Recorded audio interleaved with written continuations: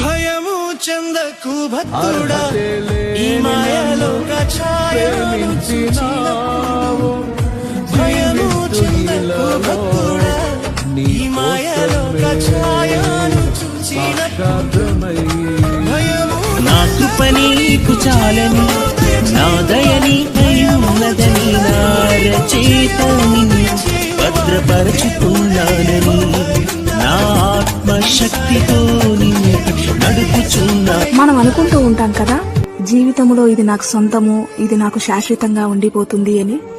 కానీ శాశ్వతంగా ఉండేదంటూ ఏది ఉండదు. అందరూ వాళ్ళ టైం వచ్చినప్పుడు మారిపోతూనే ఉంటారు. అన్నీ అవసరాలు